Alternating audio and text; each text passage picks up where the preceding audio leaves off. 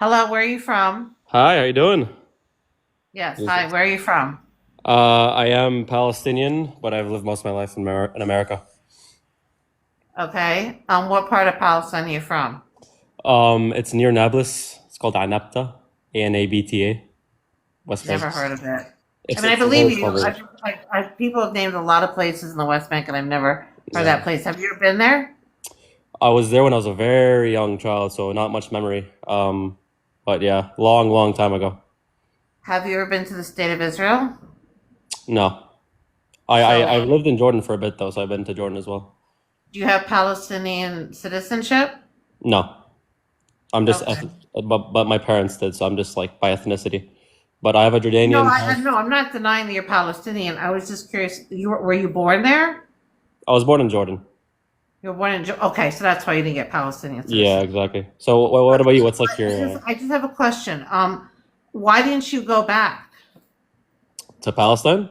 Why didn't you go back to like to the West Bank or even Israel? Because you're well, first of all, you don't have Palestinian citizenship, so you could definitely go to Israel even before the Israeli visa waiver. Why didn't you ever go back and visit again? Yeah, I live in America, so it's just like kind of a matter of cost, like going to Jordan and then going from Jordan all the way to Palestine. It's just kind of an expensive trip. I haven't had time. I'm in college and all that. I've been wanting to for You a can while also now. go through Tel Aviv, like, and go visit Al Aqsa. And Hmm. Yeah. So what's like your stance and all? I'm just kind of curious on like everything. I mean, I'm pro-Israel, pro-Palestine, pro-peace, pro-truth. Okay. So Do you state? I'm on both people's sides. I believe me, I advocate for the Palestinians when I think they're right. So, Hmm. and I think the Palestinians have some legitimate complaints. And what I find sad about TikTok and a lot of these social medias is a lot of people spend so much time arguing over useless things and useless points that they never really talk about the real struggles that the Palestinians are going through, right? So Yeah. a lot of these people on TikTok don't know about them, right? For example, I bring up absentee property laws and they have no idea what the fuck I'm talking about. No idea. Hmm. But they're busy arguing over whether Palestine is a state or not, right? They'll spend an hour debating that with you. And Yeah. are you ever going to get to like a real issue here instead of debating this with me? Like they never get to a real issue. They just spend an hour like they spend a whole life arguing like a point that is just like a fact that's not debatable because it Yeah. triggers them, and they never get to like a real thing. Like, and if I watch the news like constantly, so I know what's going on, and there's constant issues going on, but they never watch these people don't read articles, so Yeah. they don't know like the constant stuff that they can legitimately bring up. But they're not good advocates for the Palestinians. These trolls. Yeah. No, I think like putting emotion aside and just kind of like thinking it from more of like a reasonable perspective of, like what is actually the way to fix everything that's going on. So I would agree with you there. But Um, I just wish that they would just come in here and just bring up some like really good points. So there would be some like really good discussions. And honestly, I'm not going to do it for them. I wait for them to actually come in here and actually bring up something like, yeah, I feel like there's a thing when people get so, or like when they're very vested into a topic where they think that, but can I tell you something? I don't mean to cut you off, but they're not so invested. They're just bored and they just hopped on a trend and they kind yeah, of want a purpose. Do you really listen? If they really cared, they would donate their money. They would buy Palestinian products. Some of them probably can't even vote. They would vote. They would donate to political campaigns because spending all day on TikTok doesn't really do much. Those are the things that really make the difference. Even protesting, I don't believe makes a difference. I believe you have to put your money where your mouth is. And you have to really, really, really, even sharing GoFundMe's, right? If you're yeah, not donating to the GoFundMe yourself, like you're not really making, I truly believe you have to really, really, really, really support it. Like for me, I buy Israeli products every single day. I've bought Palestinian products. I've donated to Palestinian charities. I donate to Israeli charities, Jewish charities. I hmm, vote for people who do things in Israel, Palestine the way I want. I donate to political campaigns. yeah, yeah, If they're not in my district, I'll donate to their political campaign if they're really strong in Israel, Palestine the way I want. I mean, I feel like I write to my representatives. I feel like that's the way you make a difference. All this spamming the comment section, like it's not. I mean, back in the day, these lives used to reach like 3,000 people. Maybe then it made a difference. But this is not. You know, if I can get one more person to like buy a Palestinian cookbook, yeah, that supports a Palestinian creator, or donate to a Palestinian charity, or buy Israeli products, or donate to an Israeli charity, that's made a difference. Or vote for somebody, but this does not, or make somebody aware of something, maybe. But they don't know about the real issue. They don't know about the real issues. Like I said, Yeah. does any of them know what the absentee property laws are? Probably not. Mm-hmm. Yeah, no, I agree. Yeah, it's like what I was saying before. I feel like the problem is that people on both sides, they're too afraid to criticize their own side because they feel like if they do that, then that means that they're giving support to the other side. And it has to be, I think, it's us against you, no matter what. Like that's my main problem with everything. So like I'm critical of everyone. It doesn't matter that I'm Palestinian, I'm critical of everyone too, because everyone's at fault here. The Israelis, the Palestinians, the international community, everybody's at fault here. Nobody's innocent in this. Everybody, and I think the international community, I think there's too many cooks in the kitchen. I think the Israelis and the Palestinians and the Jews need to work this out. I think There has to everybody be. else, listen, for the sake of this live, everybody gets a voice, but I think everybody else needs to just butt the fuck out. I am so tired of random people who are not connected to this conflict at all. Like, I've done lives where I've had like a Palestinian up on the panel and then had some rando who's from wherever get like more excited and more passionate and be screaming their heads off. And the Palestinian is so calm and like, like they've had like 3 family members who've been unalived in Gaza, and they're like sitting there calm, collective, cool. And the other person's screaming their head off, going crazy. And Wait, I'm so I have like, a question. So why do people get so mad at you then if you're kind of like if you feel like you're like supportive of both sides, why would people be getting mad at you, for example? because the thing is, if you're supportive of Israel, even just a little bit, people just go off the deep end. Just like if you go into a pro-Israel, like I don't get mad at people who are supportive of the Palestinians, but if you go into like another pro-Israel person's life, I mean, I'm pro-Israel, pro-Palestine, but you know what I'm saying, like a extreme pro-Israel person, they'll get upset if someone is a little bit pro-Palestinian. They'll start screaming at them. You know what I'm saying? Like, that's the thing. People get very, very, very, very, very, very upset if someone is just a little bit, like you said, if someone criticizes their own side, the other side, people get very, very triggered. Listen, Yeah. I have been doxxed, stalked, called everything under the book by the pro-Israel side too, because I criticized the pro-Israel side. Yeah. And Israel. I've had the Israeli side attack me as much as I've had the Palestinian side attack me.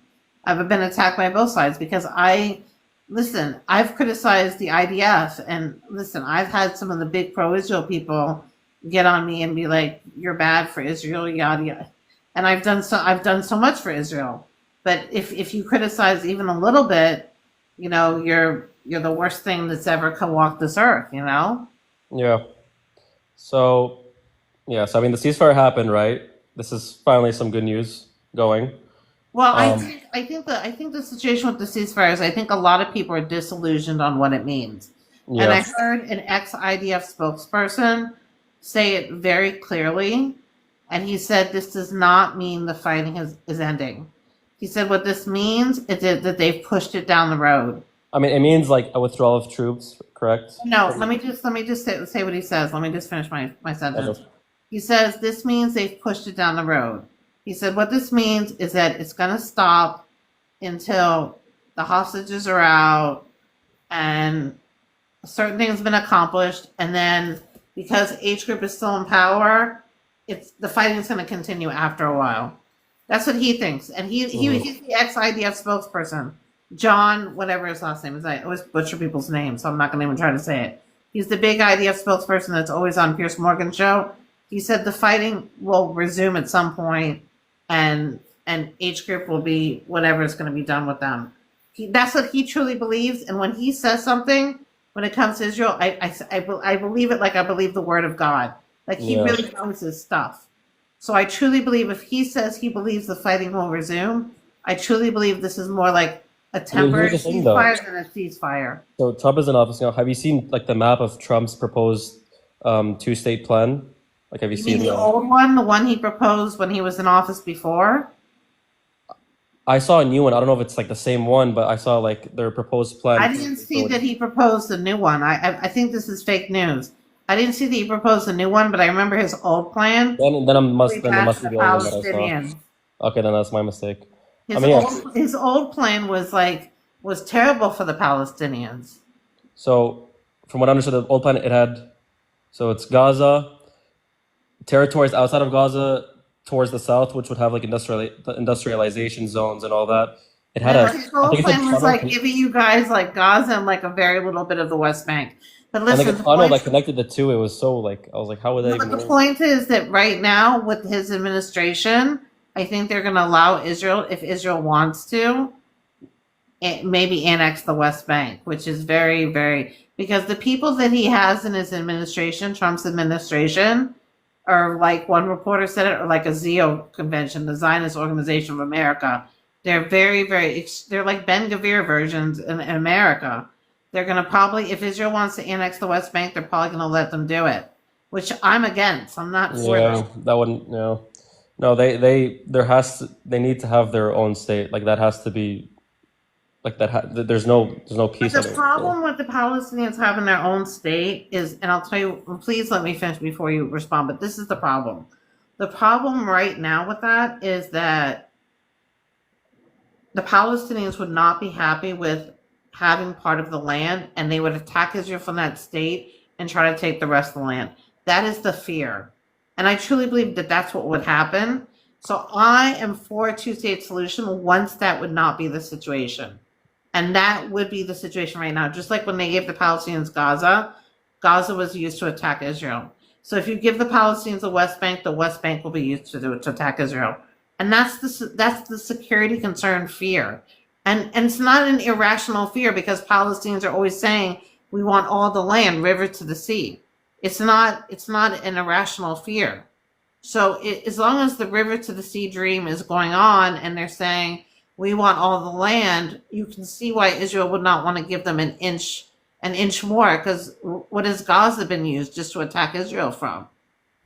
Yeah, no, but so I feel like for realistically, if like a two-state solution were to be implemented, first of all parties would have to be brought to the table. I'm talking about Iran, America, everyone, right? But you And can't talk to Iran. Iran doesn't talk to America and Israel. And another thing is America's proposed a well, demilitarized Palestinian state, but the Palestinians won't agree to that. Which again, I think asking a country to not have a military is not reasonable. But again, the fear is that they'll attack Israel. I believe But Iran doesn't talk to anybody. Iran wants to maintain its influence and power in the region. Like that's why they do half the things that they do, I believe. And I feel like to implement a two-state solution, if the terms were to the Palestinians, to everyone that in Palestine we get airports, you have your own official government and military and police and the air and all that. It's not like all the airspace. But the Water, problem is the all that. Palestinians want all the land, and that is the fear that they will try to take all the land. The Palestinians are not happy with only the West Bank and Gaza would be like 25% of the land. They wouldn't be happy. I'm telling you, it's an issue. I think if like majority of West Bank, not like what we see now where it's all scattered, majority of West Bank, Gaza, airports, their own like where they're You're like saying that as an American Palestinian, but I'm telling you, there's something like 28 armed resistance terrorists, whatever you want to call them, groups in Palestinian groups. Okay, they are much stronger than the Palestinian Authority. And the Palestinian Authority has also done T attacks. They can't be controlled, right? That's the thing. They would launch war from, and they would. I'm sorry. I don't trust. I don't have faith that they would not. And the history with the other Arab countries, I don't trust that they would not attack Israel from the West Bank. Look what they've done from Gaza. I don't trust the Palestinians to have proper leadership to live peacefully side by side with the state of Israel. They have not shown any form that they were they given a chance though? That's my side by question. side with Israel. Were they given a chance to like have their own autonomous government, all They Palestinians do and have their own autonomous government right now. They have They Are you have talking the about Gaza? Palestinian Authority and H group, but they've chosen to have H group rule West Bank Gaza, is, but and it's they've chosen occupied to though. have the Palestinian Authority rule the West Bank. That's their own government. Yeah, but it's monitored by Israel. It's like West Bank. It's occupied. It's not their own. Right. It's not It's their own country. occupied, but that's their government there. I mean, Area A and Area B, that's their government there. That's the government they chose. But the Israel problem didn't is, choose that government. They chose that government. but it's not like it's like Palestinian Authority goes and okay, you guys can rule yourselves because you still have the settlement expansions where it's going in and they're kind of like taking But all control I'm of it. saying to you is that's their government still. That's their government. That's the government they chose, and they're still shitty governments. I understand, but they don't see it as they're having independent land with their own government because they still see But you don't Israel understand what I'm taking over their saying to you home. is that's like the test run of their government within their areas, and they're still shitty governments. Because it's not I mean, actually a government. Gaza is run by H Group. I mean, they chose H Group to run that area. You're saying that if they didn't have a blockade, they would have chose a better government? They didn't have a blockade originally on Gaza. They got that blockade because they got H Group as the government. What I'm trying to say to you is that we don't trust, because their history of T groups, and because they want river to the sea, for them to live peacefully side by side with us, especially since even before 1998, they've been unaliving Jews, and they've been trying to take all the land. But I mean, the same could be said for Israel, though. So, like, I think Israel agreed to the 1947 partition plan. Israel's offered two-state solutions. The only reason Israel is not willing to do a two-state solution right now is because of the security situation. Because Israel doesn't believe that because Israel believes that it would jeopardize the security of the state of Israel at this point. It would be like an unaliving situation for the state of Israel if they had a state of Palestine next to them. Right now, look what happened on October 7th. You haven't been to Israel in a long time. Listen, if you don't know anything about the wall on the West Bank and the Gaza, a majority of it isn't wall. A majority of it is fence. I've seen it myself. Like only 5% of it is wall. And the reason why they were able to get through on October 7th is because the majority of it is fence. And yeah, there's barbed wire, there's cameras, but you can get through. Plenty of people do. And the problem is you can get through that fence. And they worry now that they'll do an October 7th through the West Bank too. Because they can get through the fence. A majority of it is fence. Everybody says, oh, look at the wall. Well, look at the area that's fenced too. They should take photographs of all the area that's fenced. A majority of it is fence. And plenty of people sneak through the fence. okay. I understand what you're saying. I do, but the point I'm trying to make is I feel like a legitimate proposition in which you can bring both sides to the table. Like 'cause when you brought up the 1947 thing, that was a much different time, right? Like Palestinians, they thought that well, we have all of this and we're giving away half of our land. That's But ridiculous. they didn't have all of it before 1947. The British were in charge. They never had all of it. When did they ever have all of it? Before 1947, it was under the control of the British. The Palestinians and the Jews and everybody else who was living there was living under the control of the British. And before the British, when it was It was under the Ottoman Ottomans. Empire. Before the Ottomans, it was the Byzantines and the Muslim conquest and a bunch of other people. The Palestinians never had sovereignty. The Palestinians were never in charge.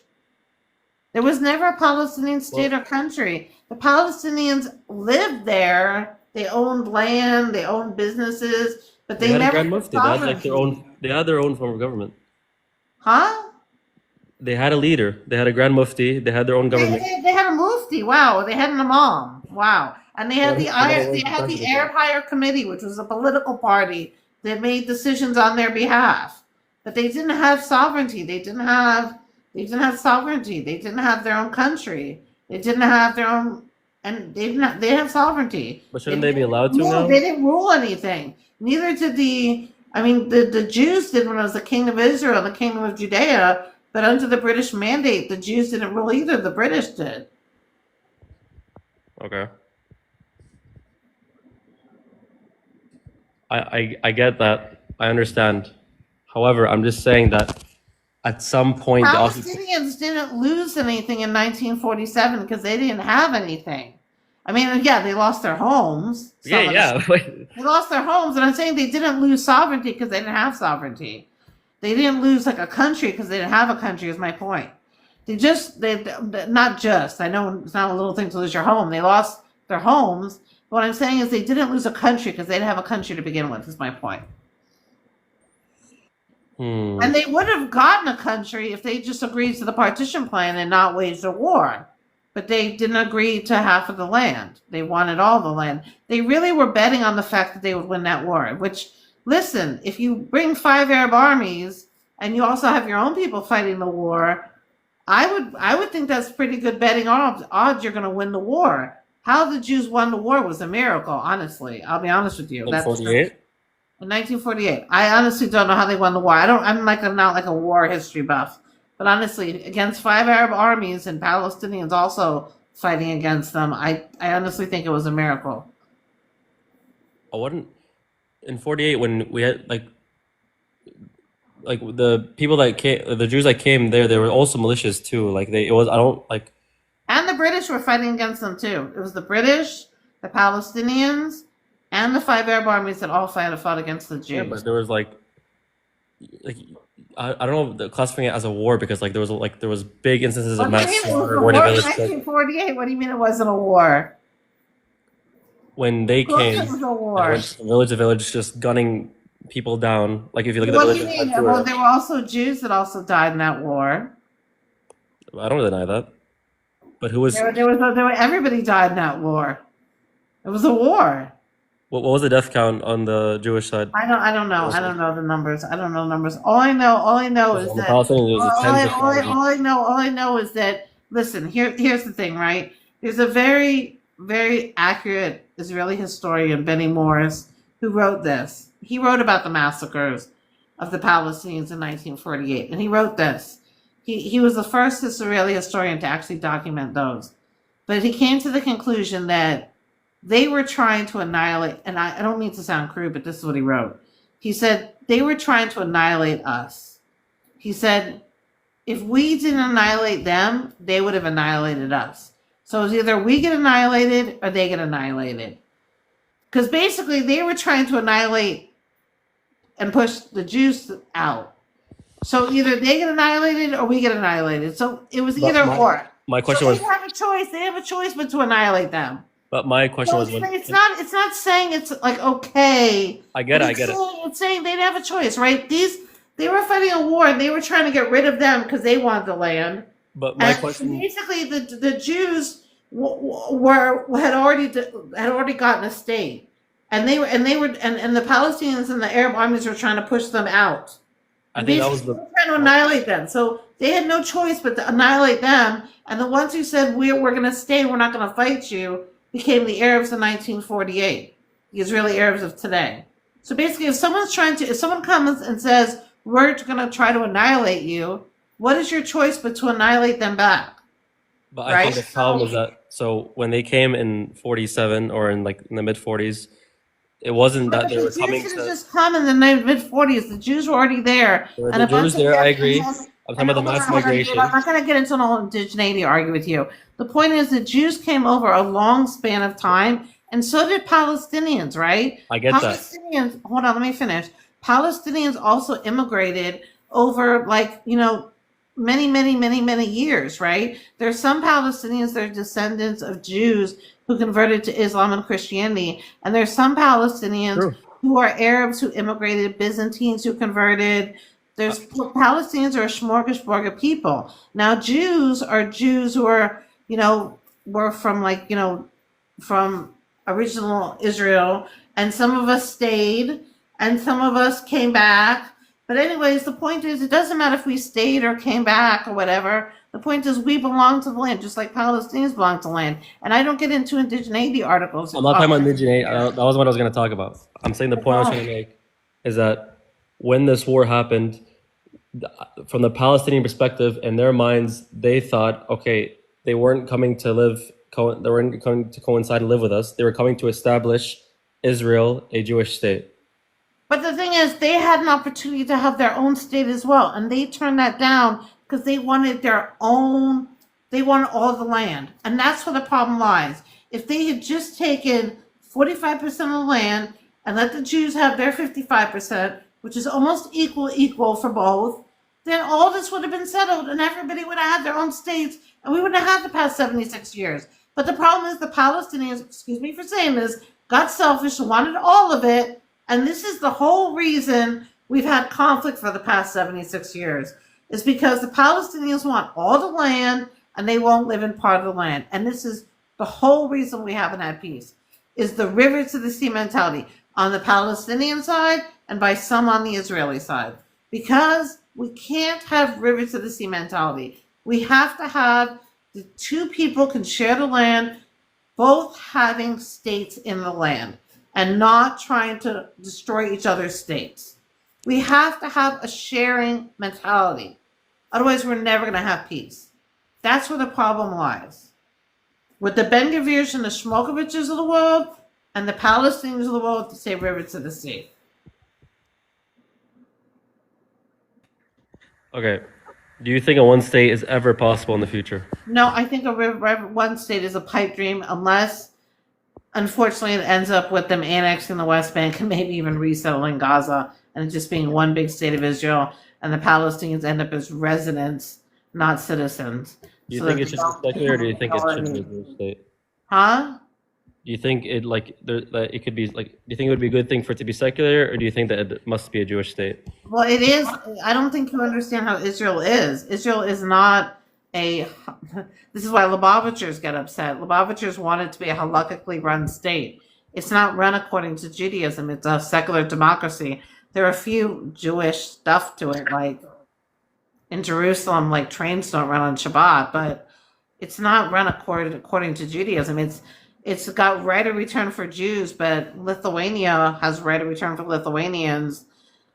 Spain has right of return for Spanish people. There's a bunch of countries. There's 60 countries who have right of return for certain ethnicities. I mean, there's ethno-states all over the world. The Muslim countries are majority ethno-states. I mean, Kuwaitis for Kuwaiti people, Saudis for Saudi Arabia people, Pakistani people. You don't see, 60,000 Somalis immigrating to Pakistan.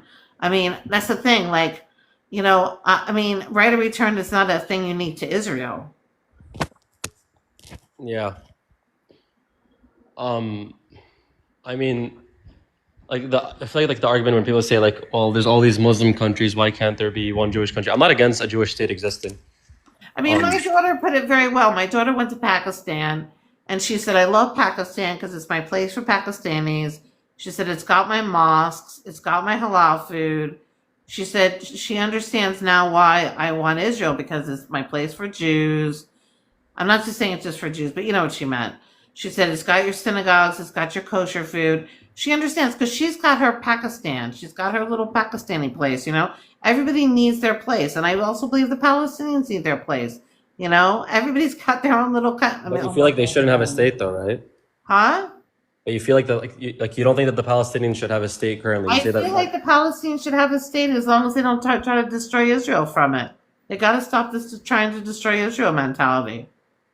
Again, this is where we disagree, because I really do think that with a legitimate, actual effort at peace in which you give Palestinians rule of majority of the West Bank, stop the settlement expansion. This is the la land and Gaza. American Palestinians live in, and this is not La La Land. Not the reality. This is not the reality. I'm telling you. I talk to so many Palestinians. I read the news religiously. I've been to the West Bank. I'm telling you, this is not the reality. This is not the truth. This is not the reality on the ground. How is it not the reality? Because it's not the reality. This is not. You think Palestinians want all the majority of the Palestinians and the Palestinian government, no matter what they say, the PA sometimes, and the T groups. This is what they do say. They want all the land. Mahmoud Abbas, you think he's like, yeah, we need all of Palestine. Israel needs to be wiped out. I mean, because he wants all the land. He may say two-state solution because it's politically correct, but he does want all the land. I think right now, in this point in time, it's a big possibility that both parties can be brought to the table and they would agree to a two-state in which it's West Bank and Gaza. Or no, Israel does not want a two-state solution right now. If you think Israel wants a two-state solution right now, You don't know what's going on either. I'm not saying Israel wants it. I'm saying this is what needs to happen. And if Israel doesn't want it, then like there can't like all you're gonna have is more and more resistance groups. I feel this is how you end resistance. You're gonna have resistance. Listen, you're gonna have, even if there's a two-state solution, like I said, the resistance groups, the T groups, are going to be trying to attack Israel from that state and trying to take on the land. The T groups are not going to go away. T groups are going to be around till the end of time. Whether there's an Israel, whether there's no Israel, T groups are always going to exist. I don't know. Like imagine if like this is, I'm going to a very extreme scenario, but let's say this. Like, imagine like America back in the 1800s when, or like I don't know, when slavery ended, for example, and we were all saying like, oh well, there's no way people that were formerly slaves and Americans and the people that owned them, that they could ever coincide and live together. That's completely impossible because like look at everything that's happened, and no matter You're what. comparing apples to oranges, right? You're comparing a totally different situation because the slaves weren't T people. What I'm comparing is the fact that you're saying that like if these two sides historically that have had problems, there is just no possible way in which they could ever like. The slaves weren't T people, right? The Palestinians are doing T attacks. What do you mean T? Are you trying to like? Is this like a copyright thing, or the? No, T people. They're doing T attacks. T. Okay, I see what you're saying. Okay. There's a reason. There's a reason why there's not a state. It's not the Israelis just aren't being mean people, you know. And they've offered two-state solutions before. They've offered them, and the Palestinians always turned it down. There's always been one reason or another why they haven't accepted it. But you can't just keep chalking it up to like the reason these attacks, these things happen is because oh well they're selfish. Like I don't think it's us. I mean, listen, I hate to say it, but I think some of the Palestinians get great satisfaction on unaliving. It's really a sad situation. I mean, you know, like they don't accomplish anything by it. They don't free Palestine. They get more restrictions. They get less work permits. They get more settlements out of it.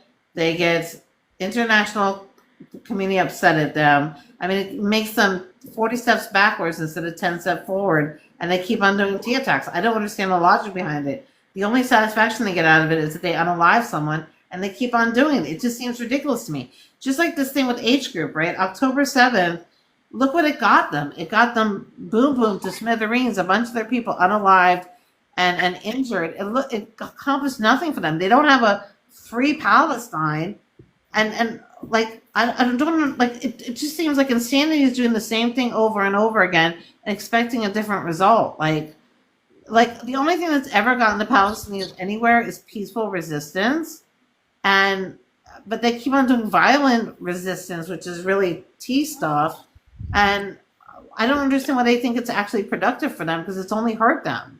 It's all like with the Israeli government, for example, it's not productive when they're going into the West Bank and trying to seize entire town. Like it just doesn't work when you keep trying it does work. Illegal settlement expansions. It does work because not for a path to peace. It doesn't. No. I'll tell you why it's productive because it's actually stopped T attacks. It's productive when they kick people out of their homes and we take over towns. It stops T attacks. No, when they arrest T people, when they do raids, it actually stops T attacks. Those checkpoints actually stop T attacks. I'm not talking about raids. I'm talking about settlement expansions when they take over homes, demolish buildings, and say, okay, this will now be Israeli territory. Well, settlements, I'm not pro-settlements. I think settlements are a roadblock to peace. I'm not pro-settlements. There we go. We agree on something. I'm not pro-settlements at all. I think settlements, listen, I understand the settlers, their take on why they feel connected and everything, but I think since the Palestinians are being asked to give up Tel Aviv, Haifa, Eilat, Beersheba, Jerusalem, I think the settlers and the Israelis have to give up something too. So, yeah. Yeah, I agree with that. Yeah, I don't know. It feels like a paradox always because it's just like I don't know. It seems like a situation that won't end, but I don't know. I say hopefully with the ending of with this current ceasefire, hopefully it can produce something positive for everyone.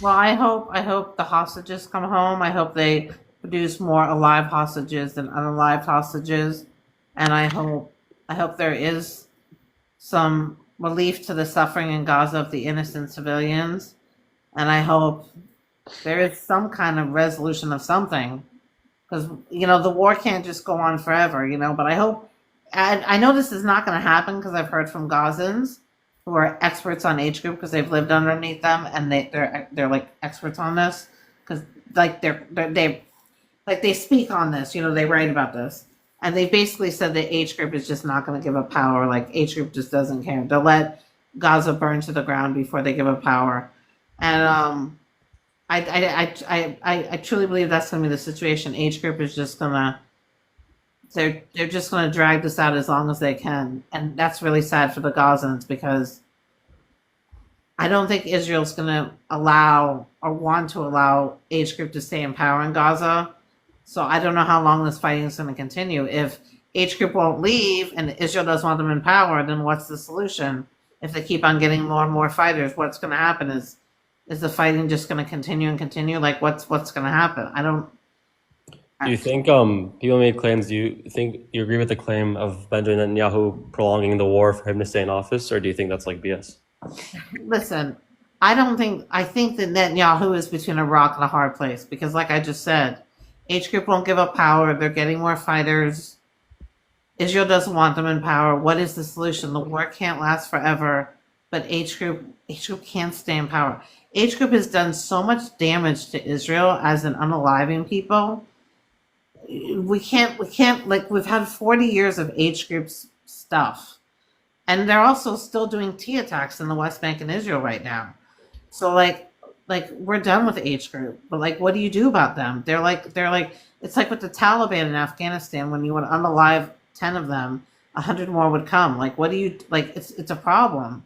So Netanyahu's stuck in the situation where there's no answer to this problem. War, like, yeah, because war.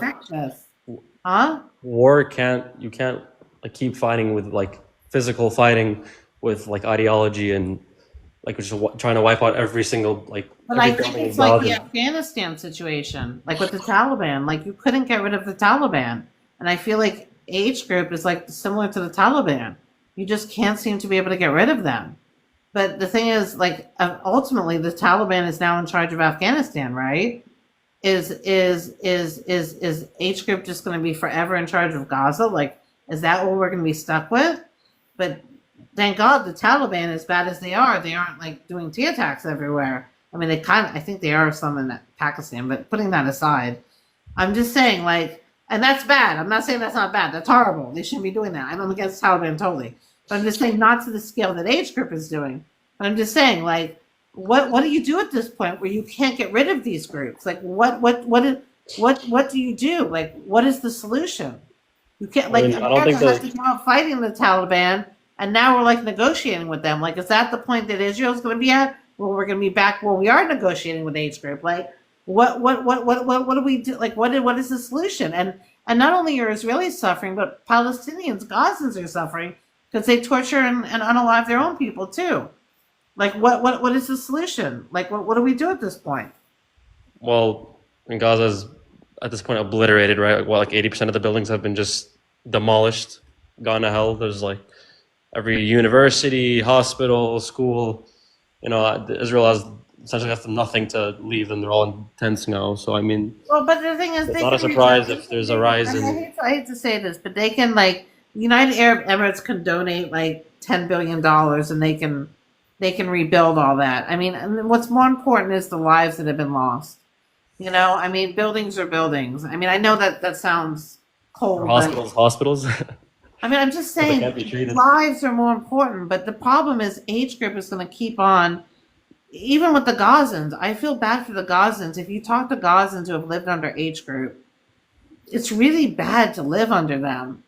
It's really awful. And I feel bad for the Gazans who are going to continue to have to suffer under that government if H group stays in power. We're going to be right back where we started. All this will be for nothing if this isn't taken care of somehow. You know? I don't Give me 1 second. Know what the solution is.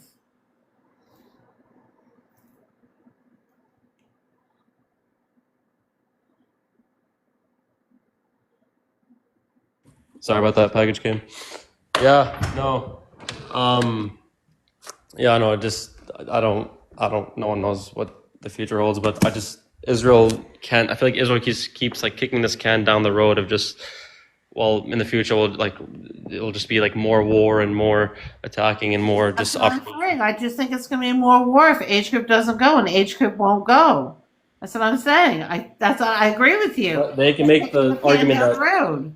but they can make the argument that Israelis will never give us a state, so therefore, like no matter what, there's But gonna have to be resistance. age group, listen, do you agree that age group unaliving innocent civilians in order to try to, well, we'll argue for a minute that they're doing that to order to try to get a state which won't get them a state that way. No, it's not You good. argue that that's an insane idea to go, let's say, go unalive a random person in the West Bank or a random person on the Gaza border. No, doesn't do anything. No, it's not productive. No. Exactly. So what's the point in it? It's people doing pointless things to achieve nothing.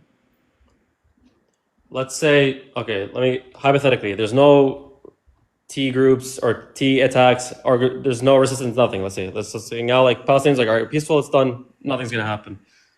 In 10, 20 years, do you think that they're gonna keep the exact same amount of land, or do you think they're gonna keep losing land more and more in like the West I Bank? don't think they're losing land. I don't think that's happening because no land has been lost. But Fine. For your sake, let me rephrase. Let's say in 10 or 20 years, you think more Palestinians are gonna lose their homes if, let's say, there's no T attacks or anything, or do you think that's still gonna I think Palestinians are losing their homes. I definitely think so because, like I said, the absentee property law, which is a terrible law, if you know what it is, So the problem, making yeah, Palestinians lose homes in the West Bank and East Jerusalem. And I think because of settlement activity. But do I think in 10, 20 years there's a chance for a two-state solution if there was no T attacks and Palestinians were peaceful? Definitely. I think in 5 years that would maybe happen. so the point I'm trying to make is like when we say, for example, like so we give a hypothetical situation in which we say, okay, the Palestinians are not doing anything. There's no T attacks, no groups, nothing. But in the future, they're still going. A lot of them are still going to lose their homes. And they're still going to be turned into refugees and like lose places to live. That's a problem because let's say if they're not doing anything, then why are they still losing their homes? That's like I think that's Well, that's where the because problem lies. absentee property. Do you know what the absentee property laws are? No. Okay, so the absentee property law is a law that basically it's a set of laws that basically say that so basically when 1948 happened, basically and Jordan took over because in 1948 when the 1948 war happened, basically Jordan occupied the West Bank, Egypt occupied Gaza, and Jordan occupied East Jerusalem, okay? Back in 1967, when Israel won that war, Israel annexed East Jerusalem and occupied the West Bank and Gaza, right? Occupied the West Bank from Jordan and occupied Gaza from Egypt, okay? Yep. So, to make a long story short, when that happened in 1948, pre-1948, there were Jews living in Gaza, West Bank, and East Jerusalem. And those Jews got pushed out. So the absentee property laws, I hope you're following what I'm saying, because it's a point to all. So the absentee property laws say that Jews can make a claim based on the fact that they were there pre-1948. For example, that Nora woman, right? They said this settler, well, they call them settlers, but they're just Jews. This person said, okay, Nora, I was in your house in East Jerusalem pre-1948, so I can take your house because I was in your house pre-1948, and you moved in there after 1948, so I can take your home.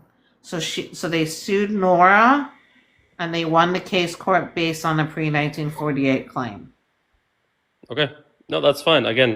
But again, like what I'm trying to say is like No, when but people. I think that law is ridiculous because a Palestinian can't come along and say, for example, you can't come along and say, let's say, I mean, you're not you weren't kicked out in the Nakba, but I'm saying you can't come along and say, I lost my house in 1948 and you can't take it back from a Jew.